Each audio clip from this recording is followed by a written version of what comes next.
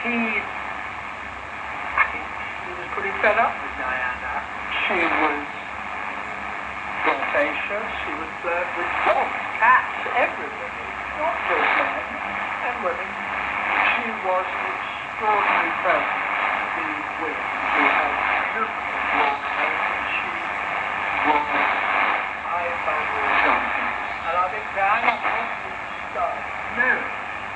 She had the natural thing of the biggest stars in the world. Showed it.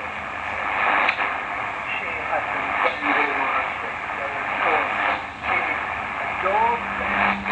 Oh, she was a man. They adored her. And she loved the power that she created with every gift.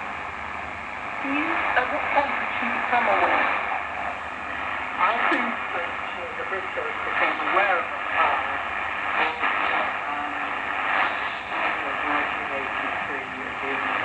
particularly in New Zealand. I mean, it was pretty awful for Prince Charles. The two would drive down the centre of the street. Of course, it's clear for the traffic. The car would stop in the middle. Charles would get on one side to work the car, his side, down on the other side.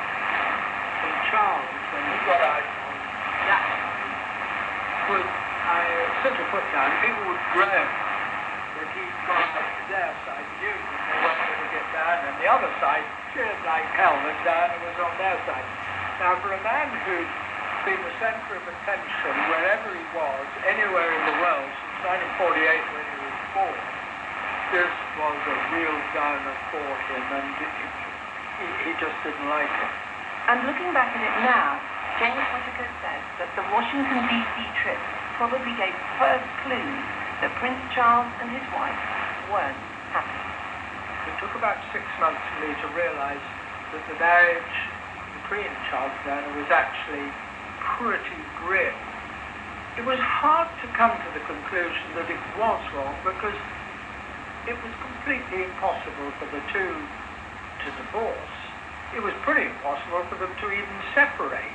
So it was very hard to come to terms with it. But of course, by November 85, Diana knew that the marriage was completely gone.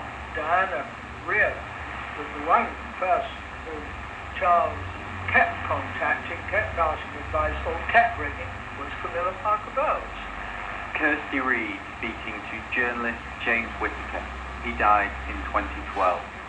You can find plenty more stories about the life of Princess Diana on the Witness History website, including her landmark visit to an AIDS unit at London Middlesex Hospital in 1987.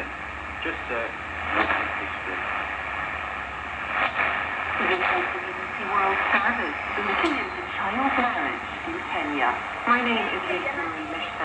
I've come to Samburu County to find out about Josephine's campaign to end child marriage in her community. We rescue girls from 8 years to 12 years, place them in a safe home and educate them. Samburu, the fight against child marriage. Tuesday at 1:30 and 8 GMT.